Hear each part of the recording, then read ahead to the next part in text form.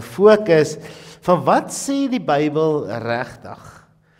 En ons het 'n klomp mites wat ons gaan bespreek. Dinge wat ons wil glo, dinge wat ons al oor en oor gehoor het, so erg dat dit op die ou ende 'n groot invloed het oor hoe ons die Bybel verstaan en nie noodwendig op 'n regte manier nie. Dinge waarin ons vashou wat veronderstel is om ons te troos, en dan wanneer die moeilikheid of die hartseer of die pyn daar is, dan troos dit nie. En dan het ons hierdie ding geglo en daaraan vasgehou, maar dan besef ons wat dit beteken wanneer dit leeg is. Wanneer daar nie waarde agter dit is wat ons glo nie. En vir die volgende 5 Sondae gaan ons fokus op wat sê die Bybel regtig.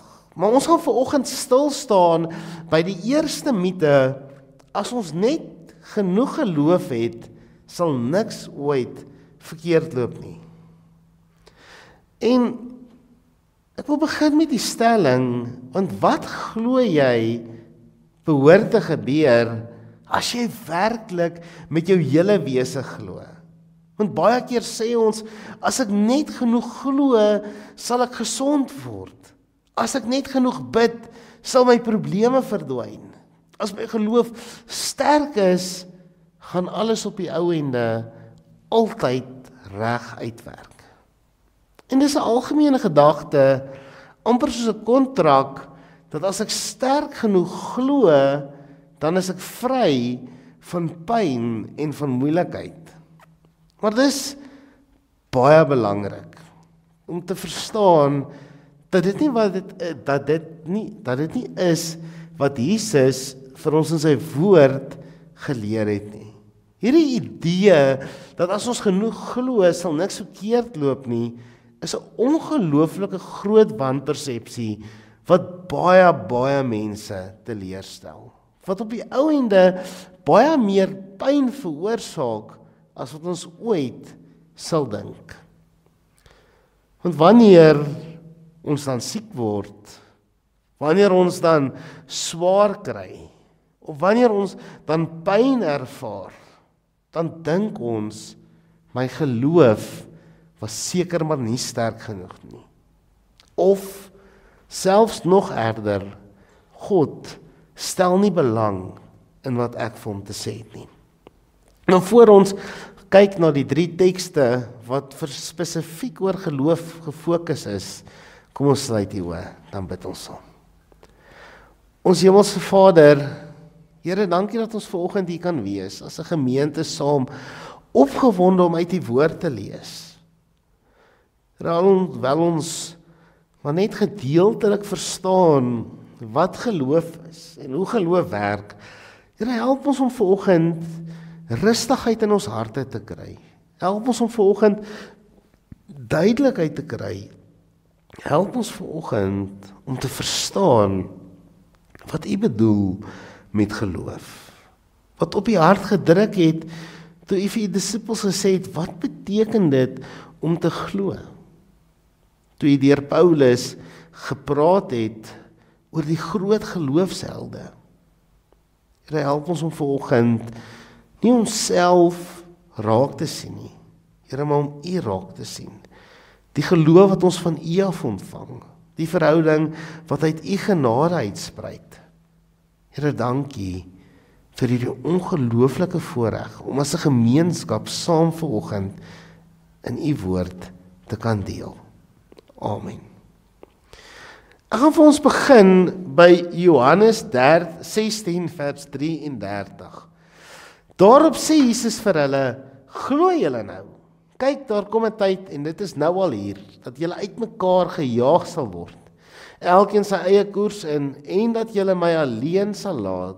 En tog is ek nie alleen nie, omdat die Vader by my is. En dit sê ek vir julle, sodat julle kan vrede vind in my. In die wêreld sal julle dit moeilik hê, maar hou moed, ek het die wêreld klaar oorwin. Die idee as ons genoeg geloof het, sal niks verkeerd loop nie, klink ongelooflik aanloklik. Maar dit veroorsaak baie skade. En die eerste skade, as ek dit so kan noem, wat dit veroorsaak, dit plaas 'n ongelooflike groot skuld op 'n swaar kry vir 'n gelowige. Want dit skep die persepsie dat ek kry swaar omdat my geloof nie genoeg is nie. Die tweede wanpersepsie wat dit skep en die skade wat dit veroorsaak is, dit maak van God half 'n outomatiese masjien. As ek net die regte geloof, as ek net genoeg geloof het, dan sal ek kry wat ek wil hê. Of anders gestel, dit maak van geloof 'n towerstafie wat alle wense vir ons waar maak en alle probleme vir ons ten alle tye sal oplos. En die derde punt, of die derde skade wat dit maak is, dit mis die hart van die evangelie. Jesus roep ons nooit tot 'n maklike lewe nie. Hy roep ons om die kruis te dra en alles wat daarmee saamgaan. Maar kom ons begin by Jesus se eie woorde. Ons het nou Johannes 16 vers 33 gelees en hierdie woorde staan in die einde van 'n afskeidspreek. Jesus is besig om sy disippels voor te berei vir die kruisiging en die werklikheid dat hy hulle gaan verlaat. Hy sê uitdruklik, in hierdie wêreld sal julle verdrukking hê. Dit is nie 'n moontlikheid nie. Die Griekse woord wat gebruik word, sê nie dalk miskien of dit sal dalk gebeur nie. Dis 'n sekerheid. Dis amper half 'n feit, amper 'n belofte wat Jesus maak, dat in hierdie wêreld gaan julle swaar kry. Die wêreld wat gebroken is, wat oorvloei met sonde, met hartseer. Maar wat Jesus dan doen, hy plaas hierdie belofte van swaar kry in kontras met wat Jesus vir hulle beteken. Hy sê ongeag van al hierdie dinge, in my sal julle vrede hê. En hier gebruik hy die woord, as mense terugvertaal na Hebreëus toe, dan is dit shalom, wat 'n innerlike vrede is. Al is daar buite uiterlike chaos, kom sê Jesus vir hulle, in my sal julle werklike vrede hê. Jesus beloof nie dat geloof jou uit die storm gaan hou nie.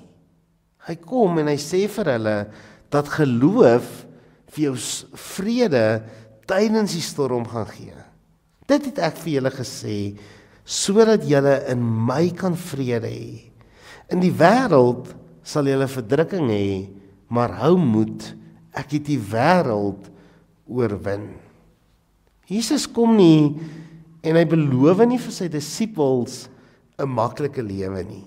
Hy sê nie vir hulle, as julle net glo, sal alles regloop nie. Hy sê vir hulle die teenoorgestelde, in 'n wêreld sal julle verdrukking hê. Dit is 'n sekerheid, maar in my sal julle vrede hê. En dit is ook 'n sekerheid. Dit is ook iets waaraan ons kan vashou. Geloof is nie die waarborg van teen verdrukking nie.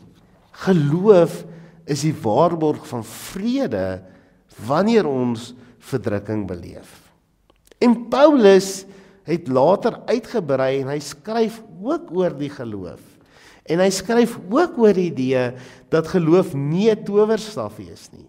As ons kyk na 2 Korintiërs 12 vers 7 tot by 10, dan vertel Paulus van die doring in sy vlees. Ons weet nie presies wat dit was nie, maar dit was pynlik. Dit was 'n voortdurende swaar kry gewees. Hy het 3 keer gebid dat die Here dit moet wegneem. En al wat God vir hom sê is, my genade is vir jou genoeg, want my krag kom juis tot volle werking in jou swakheid. Maar kom ons lees 2 Korintiërs. Al sou ek wil roem, sal ek tog nie dwaas wees nie, omdat ek die waarheid sal praat. Maar ek weerhou my daarvan, omdat ek nie wil hê dat iemand aan my meer moet toeskryf as wat hy sien, ek wil nie hê dat iemand aan my meer moet toeskryf as wat hy my sien doen of my hoor sê nie, selfs nie vanweë die verhewendheid van die openbarings nie. Daarom, sodat ek nie hoogmoedig sou wees nie, is daar vir my 'n doring in die vlees gegee, 'n boodskapper van Satan om my met die vuiste te slaan. 3 maal het ek tot die Here gebid dat dit van my af weggeneem moet word. Sy antwoord was: my genade is vir jou genoeg. My krag kom juis tot volle werking wanneer jy swak is. Daarom sal ek baie liewer oor my swakhede roem, sodat die krag van Christus my beskutting kan wees. En daarom is ek bly oor my swakhede, beledigings, ontberings, vervolging en moeilikhede, ter wille van Christus, want as ek swak is ek sterk.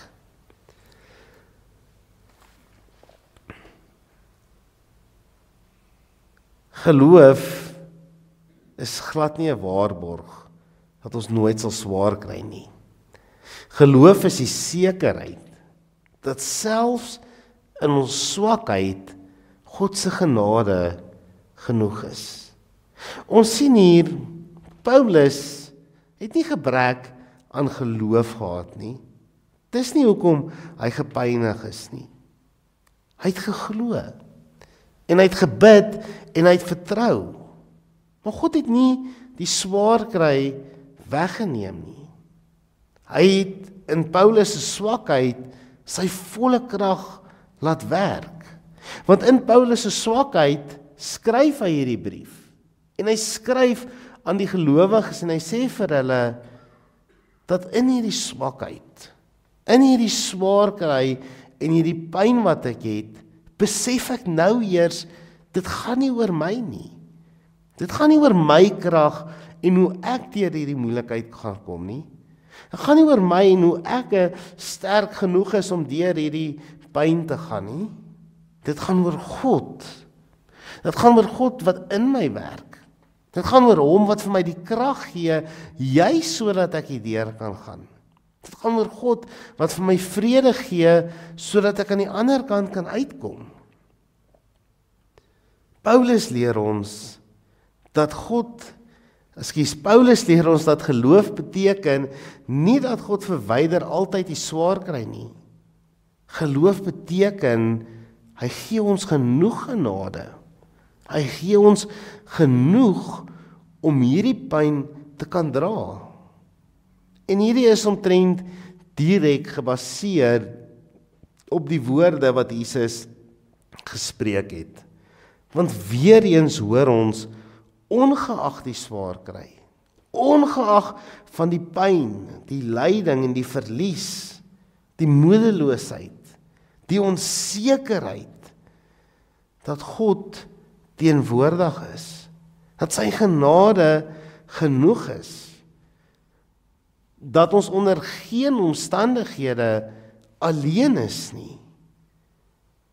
Al gaan ons deur die swaar kry, die pyn, die lyding, die verlies, die moedeloosheid, en wanneer die onsekerheid ons tref.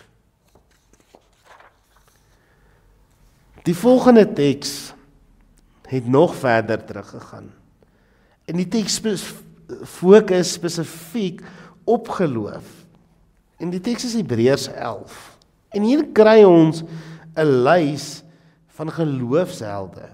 Abraham, Moses, Gideon, Dawid en vele ander gelowiges.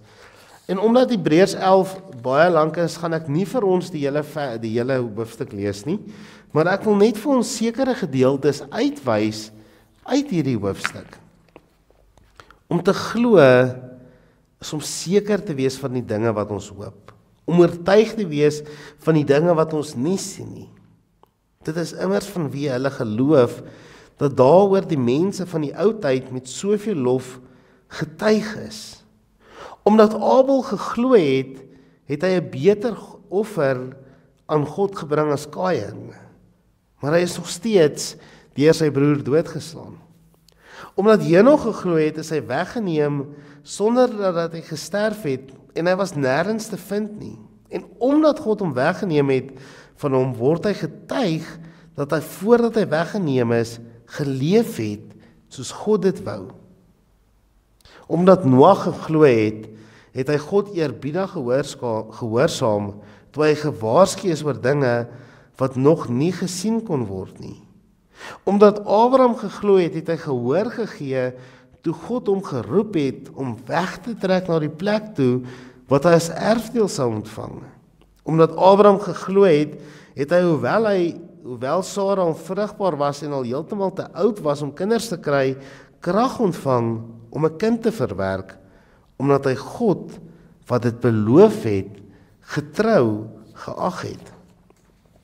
Omdat Isak geglo het, het hy Jakob en Esau geseën met die oog op die toekoms. Omdat Jakob geglo het, het hy op sy sterfbed albei sy seuns van Josef geseën.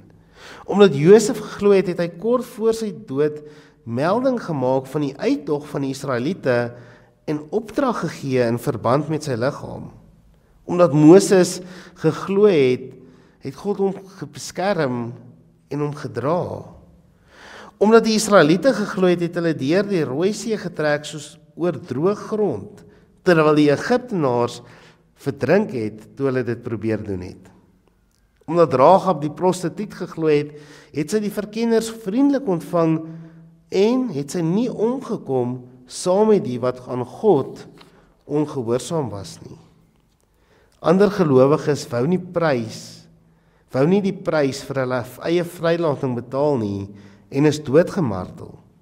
Hulle wou die opstanding tot 'n beter lewe deelagtig word. Ander weer het bespotting, lyfstraf verduur, selfs boeie en gevangenskap.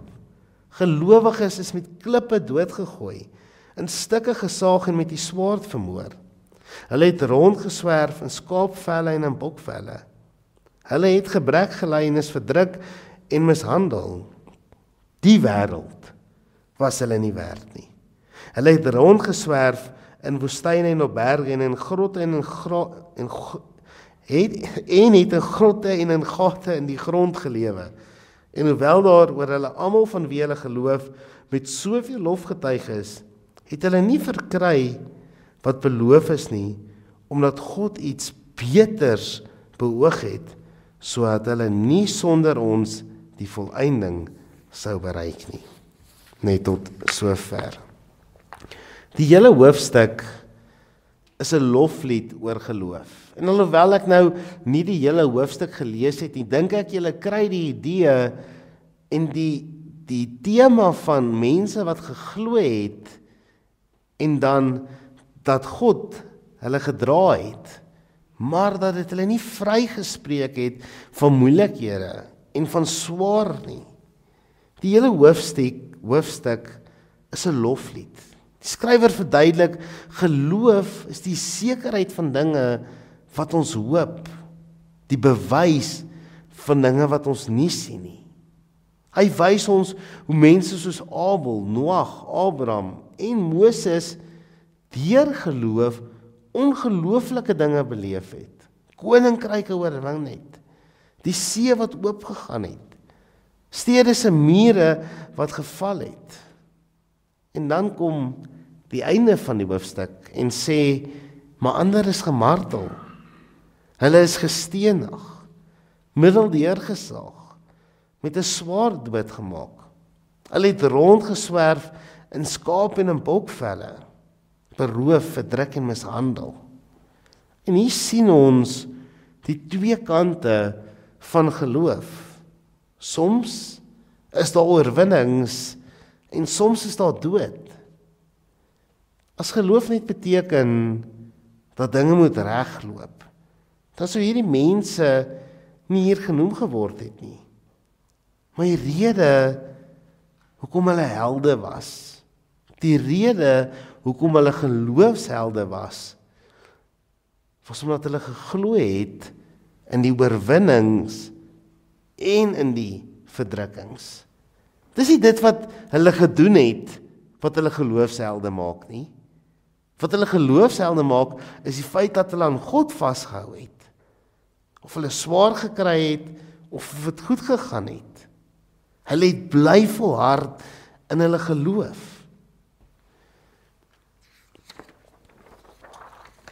Maar wat is geloof dan regtig? As geloof nie 'n towerstafie is, of 'n waarborg dat alles net altyd reg sal gaan en goed gaan nie. Geloof is 'n verhouding. 'n Verhouding waar jy vertroue in God plaas, ongeag van die omstandighede. Geloof beteken om te sê, selfs al gebeur dinge wat ek nie verstaan nie, ek weet die Here is by my.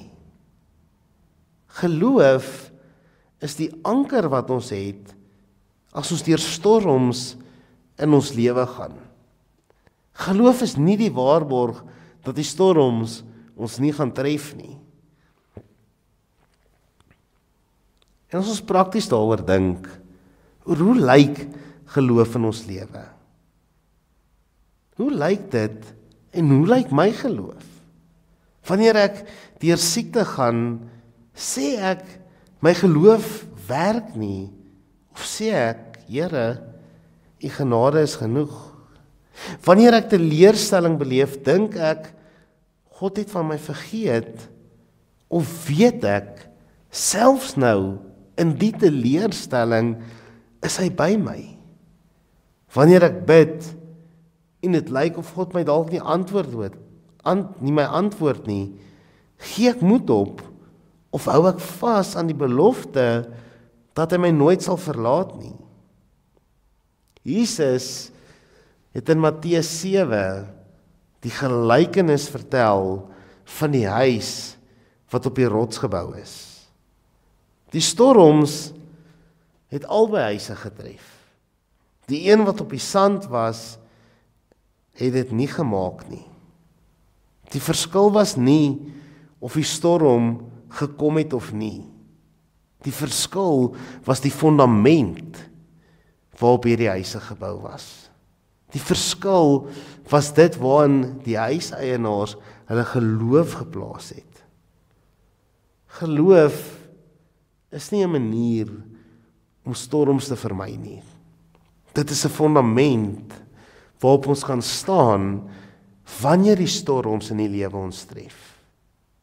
Die mite sê, as jy net genoeg glo, sal niks verkeerd loop nie. Die Bybel sê, in hierdie wêreld gaan dinge verkeerd loop.